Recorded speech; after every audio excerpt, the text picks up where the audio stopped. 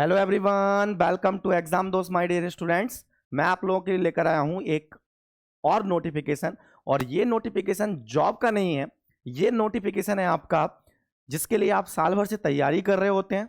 और most of the students का इंक्लाइनमेंट जो होता है वो एमटेक, पीएचडी या हायर स्टडीज के लिए रहता है। तो आईएससी बैंगलोर से हायर स्टडीज और एक ग्रेजुएशन कोर्स के बारे में जो नोटिफिकेशन जारी किया गया है, उस नोटिफिकेशन को मैं आप लोगों के साथ लेकर आया हूं। तो ये आप लोगों के लिए एक लाइफ टाइम अपॉर्चुनिटी होती है। हर कैंडिडेट जो गेट की तैयारी कर रहा होता है उसकी कहीं ना कहीं प्रेफरेंस आईएससी बैंगलोर की तरफ रहती है। तो वही आईएससी बैंगलोर ने आपके लिए ये नोटिफिकेशन जारी किया है। और ये नोटिफिकेशन मैं आपको वन बाय वन पूरी डिटेल बताऊंगा कि आपको कैसे अप्लाई करना है, लास्ट डेट्स क्या है आपकी, और कौन कौन सा प्रोग्राम है यहाँ पर अप्लाई करने के लिए, और उसके बारे में पूरा डिटेल्ड वे में बताऊंगा सो दैट किसी बच्चे की कोई मिस्टेक ना हो, है ना। और फर्दर उसके अलावा आपके पास कोई भी क्वेरीज रहती है तो आप डेफिनेटली मुझसे कनेक्ट कर सकते हैं। तो आप देखते हैं यहाँ पर, तो ये आईएससी बैंगलोर ने जो नोटिफिकेशन जारी किया है, यह admission notice for UG, under graduate, PG, post graduation and PhD programme for the academic year 2025 and 2026। ये जो सेशन स्टार्ट होगा आपका, जिसमें आप एमटेक में अगर एनरोल होते हैं या पीएचडी में या आप अंडर ग्रेजुएट में जाते हैं, तो ये प्रोग्राम स्टार्ट होगा अगस्त 2025 से। ठीक है। तो applications are invited from eligible applicant for admission to regular, ये रेगुलर प्रोग्राम है। फर्स्ट प्रोग्राम है आपका रिसर्च प्रोग्राम। अब बताऊंगा रिसर्च प्रोग्राम का क्या मतलब। रिसर्च प्रोग्राम में आपके दो कैटेगरी हैं, पीएचडी और एक एमटेक रिसर्च। तो ये एमटेक रिसर्च और एक दूसरा प्रोग्राम है इनका एमटेक कोर्स। ठीक है, नो डाउट एमटेक में भी आप रिसर्च करते हैं, फर्स्ट ईयर आपका कोर्स वर्क, सेकंड ईयर आपका डेफिनेटली आप डिसर्टेशन पे काम कर रहे होते हैं, बट ये एमटेक रिसर्च उससे थोड़ा डिफरेंट है। ठीक है, तो ये इसको रिसर्च कैटेगरी में रखा है आईआईटी बैंगलोर ने। सेकंड है आपका एक्सटर्नल रजिस्ट्रेशन प्रोग्राम, ईआरपी, जिसके थ्रू आप पीएचडी एमटेक रिसर्च करेंगे। एक्सटर्नल रजिस्ट्रेशन प्रोग्राम का मतलब होता है इसमें वो कैंडिडेट्स आपके अप्लाई करते हैं जो ऑलरेडी किसी जॉब में है, मान लो रिसर्च एंड डेवलपमेंट किसी आर&डी डिपार्टमेंट में किसी ऑर्गेनाइजेशन के अंदर है और वो स्पॉन्सर्ड होके, है ना, वो आना चाहते हैं, तो एक्सटर्नल रजिस्ट्रेशन प्रोग्राम उन लोगों के लिए रहता है। नेक्स्ट उसमें वो पीएचडी करना चाहते हैं या एमटेक करना चाहते हैं, वो सेकंड प्रोग्राम है। थर्ड प्रोग्राम है course programme in engineering. Course programme जैसे मैंने अभी बोला, एमटेक का कोर्स प्रोग्राम, है ना, या एमटेक थ्रू सीएफटीआई मोड, ये इसमें थर्ड वाले कैटेगरी में आएगा। ठीक है। फोर्थ कैटेगरी है course programme in science, MSc in life science, MSc in chemical science. And fifth programme है इंटीग्रेटेड पीएचडी प्रोग्राम। अगर किसी को इंटीग्रेटेड पीएचडी करनी है, एमटेक प्लस पीएचडी वाला, तो उसके लिए फिफ्थ प्रोग्राम अलग से है। सिक्स्थ है बीटेक, कोई अंडर ग्रेजुएशन कोर्स करना चाहता है आईआईटी बैंगलोर से, तो उसमें BTech in mathematics and computing के लिए उन्होंने ये नोटिफिकेशन जारी किया है। एंड सेवंथ है 4 year BS research, bachelor of science research जिसको हम बोलते हैं, वो प्रोग्राम के लिए लगा है। तो इसमें जो सबसे ज्यादा इंपोर्टेंट्स हैं, क्योंकि जो बच्चे इस चैनल के थ्रू जुड़े हुए हैं उनको एड्रेस करते हुए मैं उन चीजों पर ज्यादा फोकस करूंगा, ठीक है, जो जिससे इस चैनल के स्टूडेंट्स बेनिफिटेड होते हैं। सो एप्लीकेशंस इनवाइटेड की गई हैं आपसे। ठीक है, आप अप्लाई कर सकते हैं और अप्लाई करने के लिए आपको ये वेबसाइट दे दी है आईआईटी बैंगलोर की, उसमें एडमिशंस में जाएं और उसमें प्रोग्राम को चूज करके आप अप्लाई कर सकते हैं। बाद में मैं आपको ओपन करके ही बता दूंगा।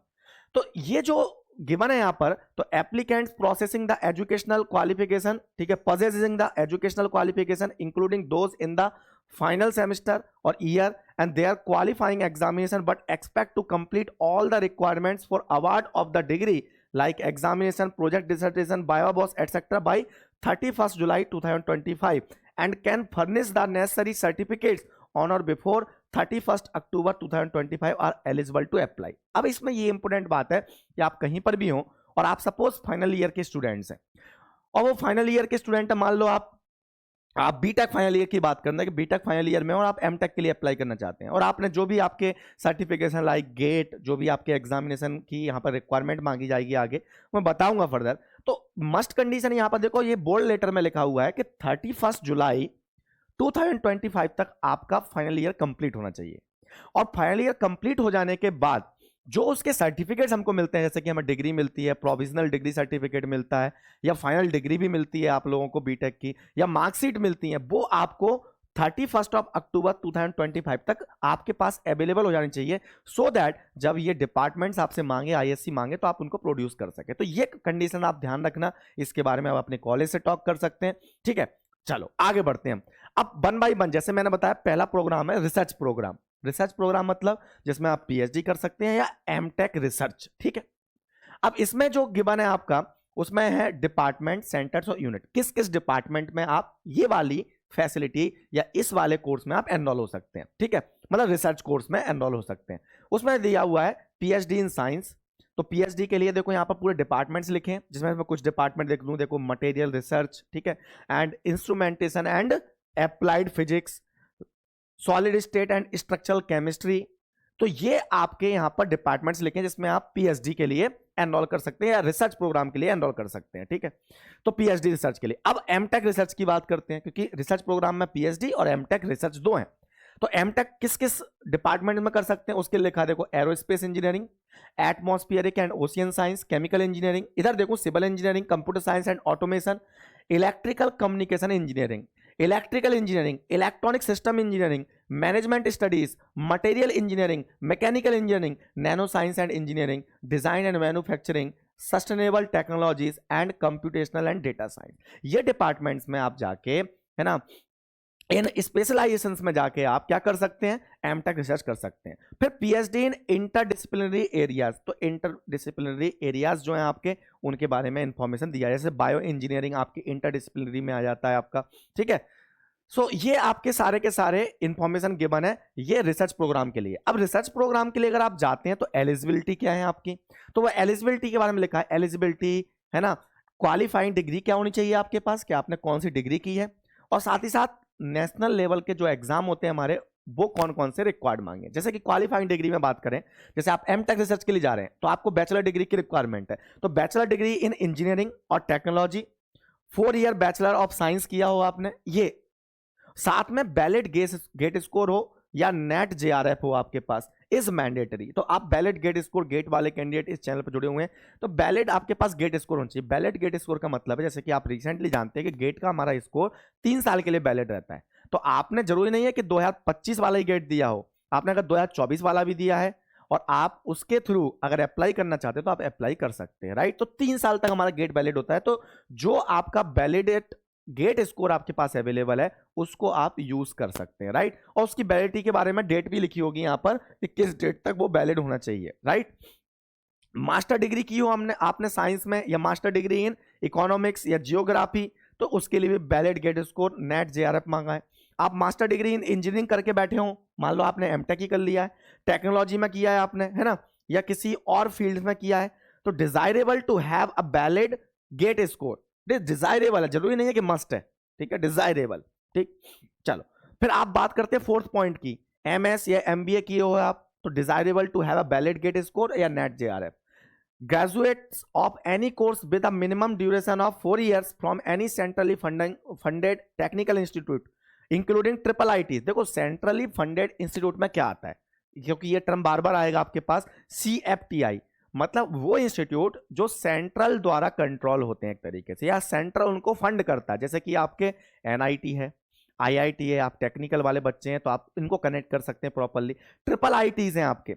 लेकिन आपका जो स्टेट गवर्नमेंट कॉलेज है, जैसे मान लो कोई बच्चा है जो किसी स्टेट के स्टेट गवर्नमेंट कॉलेज से ग्रेजुएशन किया उसने या मास्टर डिग्री किया, तो वो सेंट्रल फंडेड इंस्टीट्यूट नहीं कंसीडर किया जाएगा। तो सेंट्रल फंडेड इंस्टीट्यूट मतलब IITs, NIT और ट्रिपल आईटी बोल सकते हैं, कुछ अदर इंस्टीट्यूट भी हो सकते हैं जो सेंट्रली फंडेड हो, तो वो आप चेक कर सकते हैं, आप जिस इंस्टीट्यूट से बिलोंग कर रहे हैं आपको उनके बारे में इंफॉर्मेशन होगी कि सेंट्रली फंडेड है और स्टेट फंडेड है, राइट। नेक्स्ट बात करते हैं, तो मिनिमम इसमें CGPA आपका 8 होना चाहिए। तो अगर आप सेंट्रली फंडेड इंस्टीट्यूट से हैं सपोज, और आपका CGPA 8 से ऊपर है, और आप ग्रेजुएशन किए हुए हैं सेंट्रल फंडेड इंस्टीट्यूट से, मान लो IIT से, NIT से या ट्रिपल आईटी से, और अब आप चाहते हैं कि ISC बेंगलोर से मान लो आपको एमटेक रिसर्च करना है या PhD करना है, तो आप अप्लाई कर सकते हैं, बस डिजायरेबल है आपके पास वैलिड गेट स्कोर हो, डिजायरेबल है, ठीक है। नेक्स्ट बात करते हैं, और भी चीजें यहां पर तो जो आपके लिए इंपोर्टेंट नहीं है। 4th है BTech और इक्विवेलेंट एग्जामिनेशन किया हुआ आपने या तो, और वैलिड गेट स्कोर हो, तो उसके लिए आप अप्लाई कर सकते हैं। फिर आप एप्लीकेशन विंडो पे जाके और आप प्रॉपर्ली देख सकते हैं इसको कि उसमें भैया क्या रिक्वायरमेंट मांगी गई है। आप भरते समय आपको सबसे पहले फॉर्म भरते समय आपको समझ में आ जाता है कई चीजों का, ठीक है। तो फॉर्म को भरते समय बहुत केयरफुल होकर भरा करो। कई चीजें ऐसी होती हैं जो आपको नोटिफिकेशन वालों क्लियर नहीं होती, कई नोटिफिकेशन में, तो आप उनका फॉर्म भरते समय आप ऐसी चीज करो कि फॉर्म सबमिशन से पहले आप जब फॉर्म को पढ़ लें पूरा और उसमें देख लें आप क्या क्या ऑप्शन है, आपको कई चीजें क्लियर हो जाती हैं। जैसे बच्चा कई बार पूछता है कि सर इस वाले पीएसयूज में या किसी भी नोटिफिकेशन में सर क्या फाइनल ईयर वाले एलिजिबल हैं, तो आप देखो ना, आप फॉर्म भरते समय पता पड़ा वहां पर लिखेगा, वो अपने आप दिख रहा होगा कि फाइनल ईयर कंप्लीटेड नोट वगैरह इस टाइप की बातें लिखी होंगी, तो इन चीजों का ध्यान दे सकते हो आप। ठीक है, अब बात करते हैं हम आगे इसमें, तो कुछ नोट्स लिखे हैं इसमें, आप नोट्स देख सकते हैं। उस नोट में देखो क्या दिखा है, गेट स्कोर के बारे में जो मैं बोल रहा था कि जैसे आपका गेट स्कोर 3 साल के लिए वैलिड होता है, तो अब आप 3 साल कैसे काउंट करोगे, तो उन्होंने सीधा बोला है कि 1 अगस्त 2025 को अगर वो वैलिड है तो ठीक है, वो वैलिड गेट स्कोर है।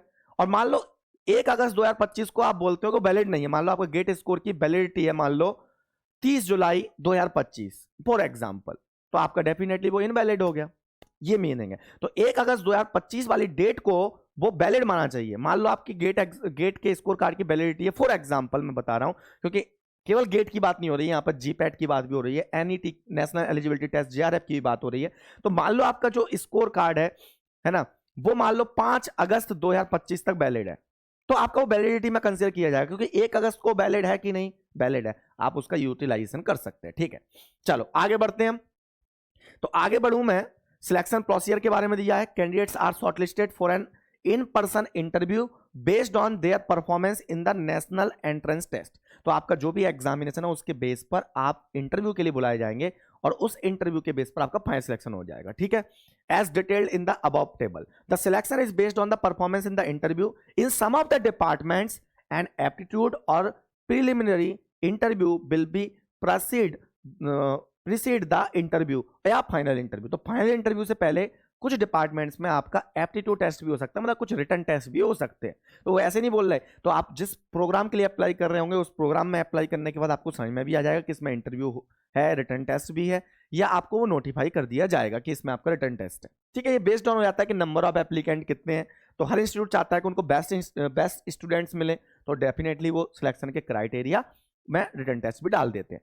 तो अब सेकंड कैटेगरी पे चलते हैं। ये तो मैंने बोला था रिसर्च वाला, एमटेक रिसर्च या पीएचडी, फिर मैं कोर्स प्रोग्राम भी आऊंगा, एमटेक कोर्स प्रोग्राम जो 2 ईयर का आपका कोर्स प्रोग्राम होता है। ठीक है, अब एक्सटर्नल रजिस्ट्रेशन प्रोग्राम, मतलब आपका एक्सटर्नल कैंडिडेट है, उसको पीएचडी में आना है, एमटेक में आना है। एक्सटर्नल कैंडिडेट का मतलब क्या, वो लिखा होगा ERP is meant for professional from R&D organisation. मैंने बोला था कि रिसर्च एंड डेवलपमेंट ऑर्गेनाइजेशन से आप बिलोंग करते हो किसी, है ना, और आप चाहते हो कि आप हायर स्टडीज करना चाहते हैं, तो उनके लिए ये वाला मतलब ऑप्शन है सेकंड नंबर वाला, external registration programme. Faculty members है, मान लो किसी इंजीनियरिंग कॉलेज में कोई फैकल्टी है, सपोज उन्होंने मास्टर डिग्री किया हुआ है और मान लो स्टेट गवर्नमेंट कॉलेज में मान लो वो एक असिस्टेंट प्रोफेसर की पोस्ट पर है, अब वो चाहते हैं पीएचडी करना, तो फिर क्या करेंगे, वो अप्लाई कर सकते हैं इसके लिए, उनको एक्सटर्नली रजिस्ट्रेशन प्रोग्राम में कंसीडर किया जाएगा। ठीक है, एलिजिबिलिटी के बारे में बोला गया है, the educational qualifications remains the same as for the regular candidates. Educational qualification वही चाहिए जो नॉर्मल है, आपका कॉमन सेंस बोलेगा। Qualifying in one of the national entrance test like CSIR, UGC NET for JRF, UGC NET for JRF, DBT JRF, या GATE पे चलते हैं, GATE and NBHM is desirable but not mandatory. ये desirable है, mandatory नहीं है। Suppose कोई assistant professor है स्टेट गवर्नमेंट में, उनकी मेरिट्स बहुत अच्छी हैं, है ना, उनकी परफॉर्मेंस बहुत अच्छी है, तो ऑब्वियसली उनके केस में क्या गेट, क्योंकि इसके केस में अप्लाई ही वो कर रहे होंगे जो कहीं ना कहीं पहले से जॉब में है, तो डेफिनेटली उसमें से जो सबसे बेस्ट दिख रहे होंगे वो उनको ले लेंगे। तो नंबर ऑफ कैंडिडेट्स कम आते हैं इस केस में, तो डेफिनेटली यहाँ पर कोई दिक्कत नहीं है। ठीक है, बाकी यहाँ पर डेडलाइन लिखी है। सिलेक्शन प्रोसीजर के बारे में बोला है, selection is based on the performance in the interview. Interview हो गई तो वो इंटरव्यू में ही पता कर लेंगे ISC वाले, है ना, क्योंकि वो प्रोफेसर बहुत टैलेंटेड है, वो प्रॉपरली सिलेक्ट कर लेंगे वहां से कि हाँ कौन हमारे लिए फ्रूटफुल है, कौन हमारे ऑब्जेक्टिव में फुलफिल होने वाला है, जो हमारे रिसर्च प्रोग्राम है, कौन कैंडिडेट हमारे लिए बेटर है। राइट, नेक्स्ट आता है थर्ड वाला, जो आप में से सबसे ज्यादा बच्चे इंटरेस्टेड रहते हैं इसमें, कोर्स प्रोग्राम इन इंजीनियरिंग। ये एमटेक कोर्स जो हमारा 2 साल का रहता है वो वाला कोर्स। ठीक है, एमटेक, एमडेस मतलब master of design, master of management, MGT लिखा हुआ है, या 1 year master of engineering course, 1 year का मास्टर ऑफ इंजीनियरिंग, या ज्वाइंट एमटेक प्रोग्राम। ठीक है, तो एमटेक प्रोग्राम की बात कर रहे हैं इसमें 3.1 में, department, discipline and selection procedure के बारे में बता रहा हूं मैं। So departments, aerospace engineering, computer science and engineering, civil engineering, material engineering, sustainable technology, semiconductor technology. इस पर मैंने हाईलाइट इसलिए किया क्योंकि ये एक रिसेंटली लॉन्च्ड ब्रांच है हर IITs में या ISC में, इसलिए मैंने इस पर हाईलाइट किया हुआ है। इसमें जो सिलेक्शन प्रोसीजर है वो बेस्ड ऑन 100% गेट स्कोर होगा। तो आपका जो गेट स्कोर आया है उसका वेटेज सबसे ज्यादा कंसीडर किया जाएगा। नेक्स्ट आप जाते हैं मान लो इलेक्ट्रिकल इंजीनियरिंग में, इलेक्ट्रॉनिक्स एंड कम्युनिकेशन इंजीनियरिंग में, इलेक्ट्रॉनिक प्रोडक्ट डिजाइन में, माइक्रो इलेक्ट्रॉनिक्स एंड VLSI में जाना चाहते हैं, मैकेनिकल इंजीनियरिंग, तो इन सब के लिए आपका 70% गेट स्कोर का रोल होगा और 30% आपका इंटरव्यू का रोल होगा। तो मतलब सेमीकंडक्टर टेक्नोलॉजी ऊपर वाला ये था, इसमें इंटरव्यू नहीं लिखा है, इसमें interview plus GATE score card, तो गेट का 70% वेटेज और 30% आपकी परफॉर्मेंस क्या इंटरव्यू में वो। फिर artificial intelligence and chemical engineering में अगेन 70 प्लस 30%। अगर आप आर्टिफिशियल इंटेलिजेंस में जाना चाहते हैं, MTech programme in artificial intelligence, तो गेट स्कोर होना चाहिए आपके पास वैलिड, 70% उसका वेटेज रहेगा, 30% आपका interview. Computational and data science में जाएंगे, again 70% plus 30% performance in written test and interview. और ध्यान रखना ये 30% यहाँ पर जो लिखा हुआ है वो परफॉर्मेंस इन रिटन टेस्ट है, सॉरी किसमें, आर्टिफिशियल इंटेलिजेंस में, तो वहां पर रिटन टेस्ट होगा आपका 30%, उसका वेटेज रिटन टेस्ट का रहेगा, रिटन टेस्ट क्वालिफाई करेंगे, 70% आपका गेट वाला, और इस टाइप से आप पहुंच जाएंगे। ठीक है, एलिजिबिलिटी की बात करें, एलिजिबिलिटी की बात करें अपन, तो एलिजिबिलिटी में लिखा है एप्लीकेंट्स के पास क्या होना चाहिए, वही बैचलर डिग्री होनी चाहिए, 4 ईयर बैचलर डिग्री आपकी, है ना, इन एप्रोप्रिएट फील्ड, BE BTech होना चाहिए, या इक्विवेलेंट एग्जामिनेशन और प्रोफेशनल स्टडी किया होना चाहिए आपका। और इसमें जो लिखा हुआ है देखो, अब valid GATE 2023, 2024, 2025 score are eligible, तो आप अगर 2025, 23 या 24 में गेट दिए हैं तो आप अप्लाई कर सकते हो प्रॉपरली इसमें। नेक्स्ट है candidates enrol up to 31/5/2013 with professional studies, example के लिए AMI recognised by MOE UPSC AICTE are only eligible to apply, ये उन लोगों के लिए। 3.1.3 चलते हैं, the schedule for MTech programme written test. अब आप ये सोचेंगे कि सर कुछ में आपका एमटेक का रिटन टेस्ट लिखा है, कुछ में इंटरव्यू लिखा हुआ है, ठीक है, तो उनकी सर डेट्स क्या होंगी, ये तो हम अप्लाई कर देंगे और एप्लीकेशन की डेडलाइंस अभी मैं नीचे बता दूंगा आपको, लेकिन सर ये कब होगा, तो उसके लिए सेपरेटली उन्होंने मेंशन किया कि आप वेबसाइट पर जाएं, अंडर इंपोर्टेंट डेट्स में आपको देखने को मिल जाएगा कब शेड्यूल्ड इंटरव्यू है, कब शेड्यूल्ड रिटन टेस्ट है। उसके बारे में आपको वरीड इसलिए नहीं होना है क्योंकि जब आप अप्लाई कर देते हैं उसके बाद जब आपका जो कैंडिडेचर है वो कंसीडर किया जाता है तो डेफिनेटली फिर आपके पास ईमेल आता है, तो ऑब्वियसली उसके बाद आप फोकस कर लें उस चीज पर। ठीक है, यहां पर जो सबसे इंपॉर्टेंट है वो 3.1.4 है, जो है कॉमन ऑफर एक्सेप्टेंस पोर्टल। ये COAP होता है, ये सेंट्रलाइज पोर्टल रहता है, इसमें IITs और ISCs में आप मास्टर के एडमिशंस के लिए, एमटेक के एडमिशंस के लिए आप इसमें रजिस्ट्रेशन करना होता है। तो इसमें वही लिखा हुआ है कि provides a common platform for the candidates to make the most preferred choice for admission into MTech programme through GATE in participating institution like ISC and IITs. Admission offers for MTech program of ISC for all the above disciplines and Master of Design through GATE will be made on COAP. तो आपको COAP पर register करना पड़ेगा, आपको अपना data properly उसमें लिखना पड़ेगा। COAP की वेबसाइट पर जाओगे, वहां पर रजिस्टर करोगे आप, और रजिस्टर करने के बाद ही आप यहां पर अप्लाई कर पाओगे, पहले वहां पर आपको रजिस्टर करना है। Candidates will have to register on COAP and must update the COAP registration number on applicants interface. Please visit the COAP 2025 website to register as per the instruction given therein.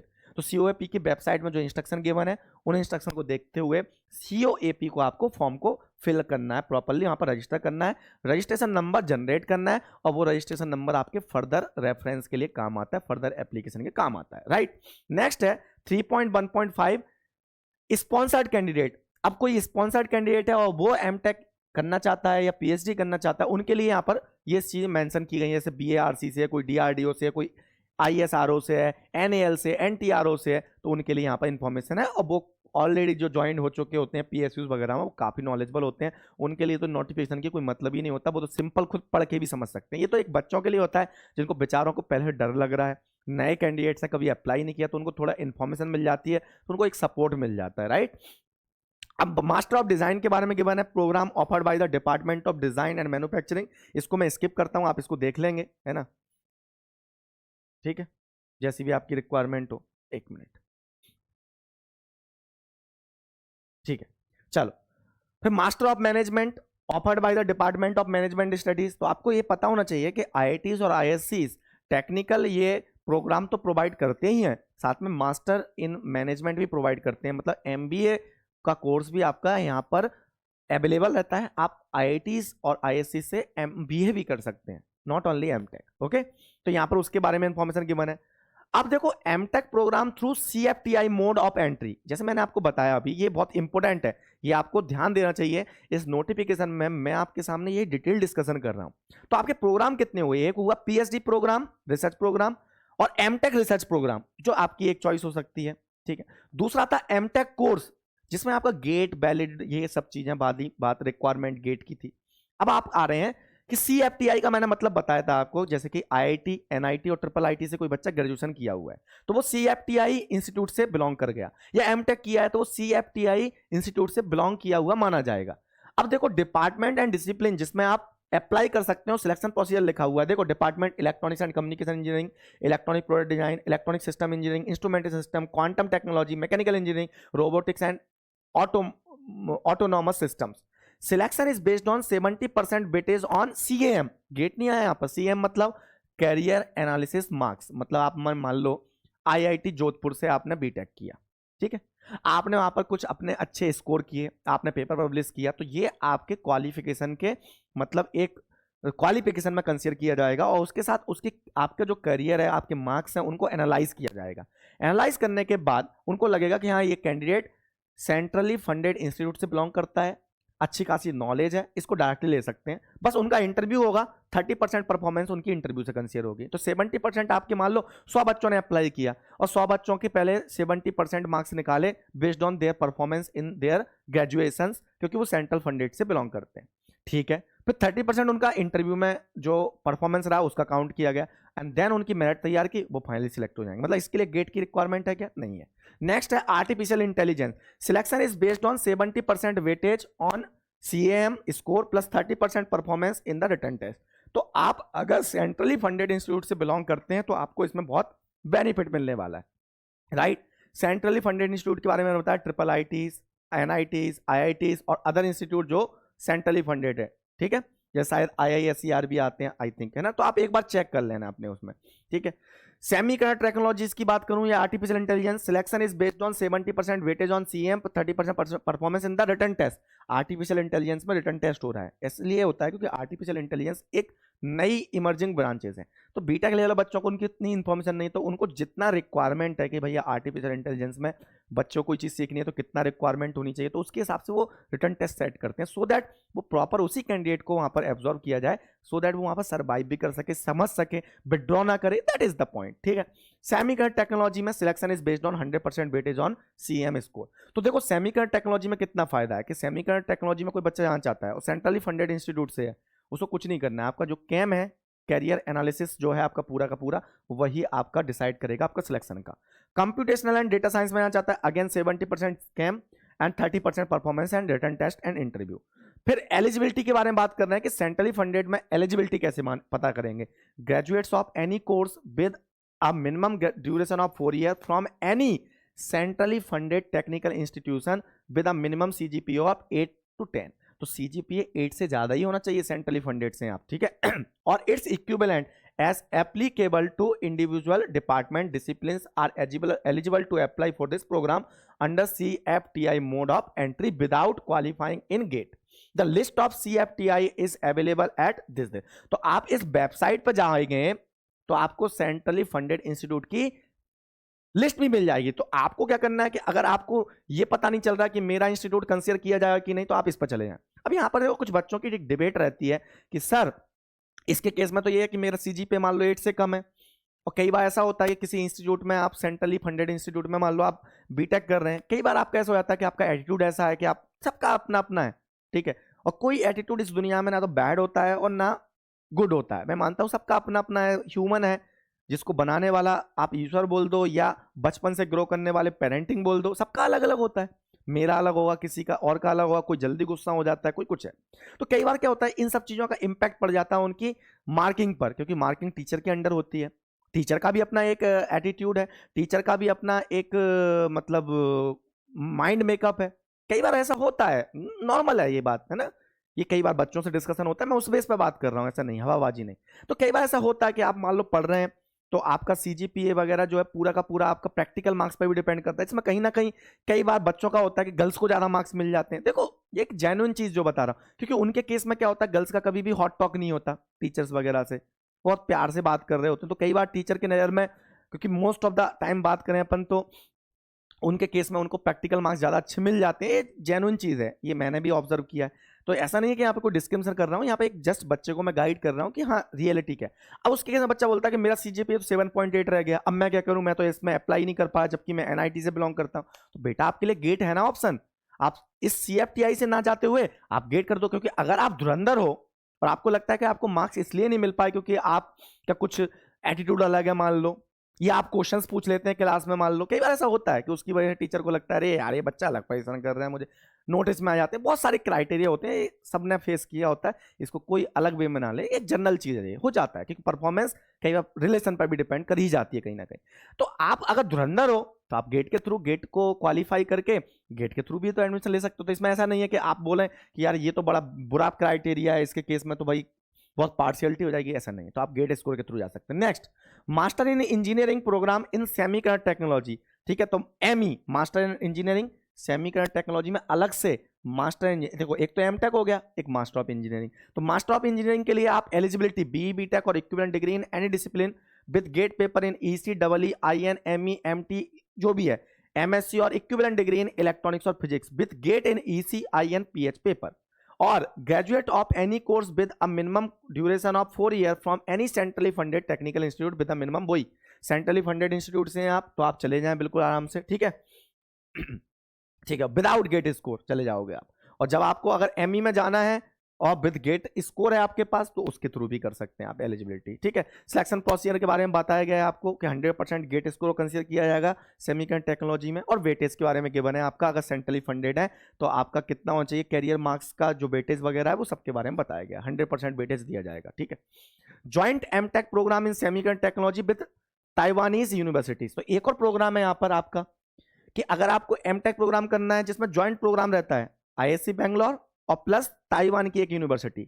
तो joint programme में क्या होता है कि Taiwan की university और MTech, जो Taiwan की यूनिवर्सिटी और आईएससी है, आईएससी आपका यहाँ पर पेरेंट इंस्टीट्यूट कहलाता है। पेरेंट इंस्टीट्यूट मतलब कि आपके पास सबसे ज्यादा मतलब जो कंट्रोल है, जिसका मतलब आप जहां पर एडमिशन ले रहे हैं वो आपका आईएससी बैंगलोर है। बट आपको ये ज्वाइंट प्रोग्राम है, आपको कंसीडर किया है कि आपने दोनों जगह से आपने ये एमटेक की डिग्री कमाई है, ठीक है।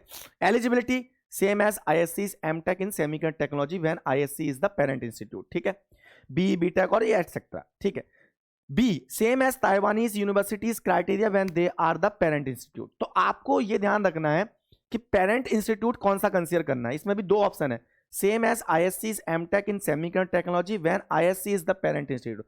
तो आपके इसमें भी एक और केस है कि जो ताइवानी यूनिवर्सिटीज है आपको वो पेरेंट इंस्टीट्यूट कंसीडर किया जाएगा कि आईएससी, उसके बेस पर अगर आईएससी करना है तो ये क्वालिफिकेशन आपकी क्राइटेरिया आपकी फुलफिल होनी चाहिए। और अगर ताइवान यूनिवर्सिटीज को आप पेरेंट इंस्टीट्यूट के थ्रू कंसीडर करते हैं तो उसकी मतलब क्या कहते हैं क्राइटेरिया है, वो वाले क्राइटेरिया फुलफिल होने चाहिए। मतलब ये दोनों क्राइटेरिया फुलफिल होने चाहिए कि अगर ताइवान में आप जो यूनिवर्सिटी है और वहां पर आप एमटेक करना चाहते हैं, वो एमटेक की डिग्री कब देती है, जब उसकी कोई क्वालिफिकेशन की क्राइटेरिया उनको आप फुलफिल करें। और आईएससी कब देती है, जब उसके एलिजिबिलिटी के क्राइटेरिया आप फुलफिल करें तब आप एडमिशन ले पाएंगे, तब आपको एमटेक की डिग्री। तो ये क्राइटेरिया आपके दोनों फुलफिल होने चाहिए, राइट। सिलेक्शन प्रोसीजर, ठीक है। Selection procedure for GATE qualified applicant selection is based on 100% GATE score. और अगर सेंट्रली फंडेड इंस्टीट्यूट है तो वही वाला क्राइटेरिया 8 सीजीपीए से ऊपर, ठीक है। अब बात करते हैं हम यहाँ पर course programme in science MSc programme, इसको मैं स्किप कर देता हूं, आप देख सकते हैं अगर आप उस कैटेगरी से बिलोंग करते हैं। सिलेक्शन प्रोसीजर के बारे में उसमें लिखा हुआ है यहाँ पर, ठीक है। अब बात करते हैं हम integrated PhD programme. Integrated PhD programme मतलब आप समझ गए होंगे कि इंटीग्रेटेड पीएचडी आप करना चाहते हैं एमटेक प्लस पीएचडी वाला, तो आप इसमें चलते हैं कि department chemical, mathematical science, physical science, है ना, ये सारे डिपार्टमेंट्स हैं आपके यहाँ पर, ठीक है। फिजिकल साइंस, मैथमेटिकल साइंस और बायोलॉजिकल साइंस, राइट।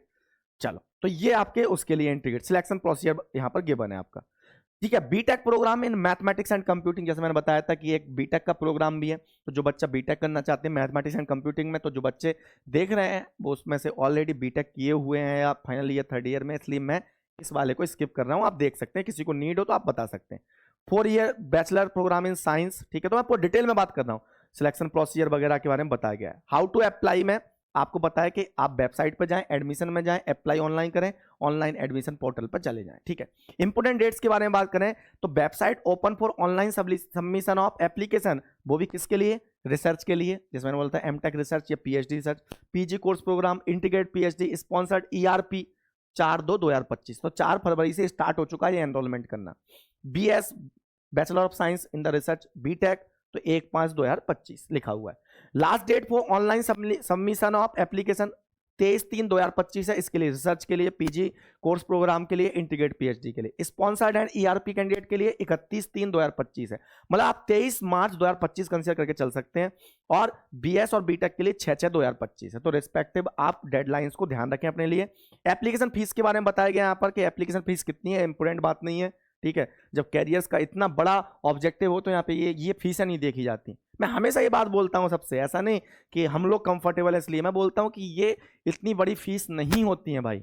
हम लोग बहुत ज़्यादा इन सब चीज़ों को वो करते हैं कंसीडर, लेकिन मैं बताऊँ ना एजुकेशन के बारे में बात करूँ तो एजुकेशन महंगी जो है ना हमारे इंडिया में, ये ऑफ द ट्रैक बात कर रहा हूँ, वो स्कूल लेवल पर है भाई, कॉलेज लेवल पर नहीं है इतनी। बीटेक वगैरह लेवल पर आप जाते हैं तो वहाँ पर महंगी दिखती है आपको, लेकिन एमटेक पीएचडी केस में जाते हैं तो आप उतना नहीं मतलब फील करते, क्योंकि आपको स्कॉलरशिप भी मिल रही होती है, आप कम से कम उसके थ्रू आपको सपोर्ट मिल जाता है, काफ़ी चीज़ें रहती हैं, है ना।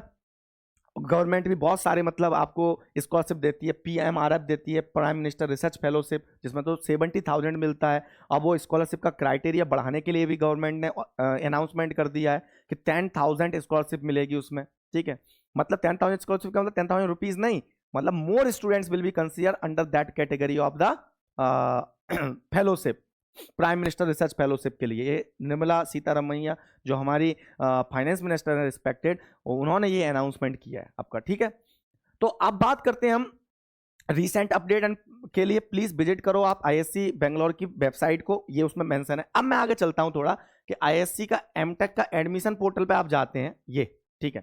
तो इसमें देखो ऐसे मिलेगा admission for the academic year 2025-26, ठीक है। एप्लीकेशन अगर आपको करनी है पोस्ट ग्रेजुएशन कोर्स के लिए तो वो यहां से करोगे आप इसके थ्रू, और यहां पर कर दोगे अप्लाई नाउ, ठीक है। Apply to post graduation research programme है ना, एमटेक रिसर्च प्रोग्राम था, पीएचडी रिसर्च प्रोग्राम था, तो उसको आप यहां से अप्लाई करेंगे। Next apply to undergraduate, उसके लिए लिंक अलग दी है, ठीक है, सबके लिए अलग अलग है। Apply to undergraduate science programme, application by international and OCI category students, apply to MTech online programme for sponsor candidate, तो अलग अलग आपकी लिंक गिवन है, ठीक है। और यहां पर मैं आगे खोलूं ये, तो ये आपके अनाउंसमेंट्स हैं आईएससी बेंगलोर के, जिसमें आप प्रॉपर पढ़ सकते हैं कि फॉर इन एडमिशन रिलेटेड जो फ्रिक्वेंटली आस्क्ड क्वेश्चन है वो आप चेक कर सकते हैं। एडमिशन नोटिस जो है आपका वो यहाँ पर मिल जाएगा, प्रीवियस एडमिशन साइकिल के बारे में इंफॉर्मेशन मिल जाएगी। तो बाकी आपको जो इन्फॉर्मेशन चाहिए आप वेबसाइट के थ्रू जा सकते हैं और एडमिशन पोर्टल के अंदर आप जाके ये सारी क्वेरीज कर सकते हैं, ठीक है। इसके अलावा मैं आपको बता दूं बेटा, तो एग्जाम दोस्त पर हम लोगों ने नया बैच लॉन्च किया है, और नए बैच जो एग्जाम दोस्त पर है वो स्टार्ट हो रहे हैं 19 फरवरी से। तो 19 फरवरी से अगर आप हमारे साथ जल्दी स्टार्ट करना चाहते हैं तो ये आपके लिए बहुत बेस्ट मौका है।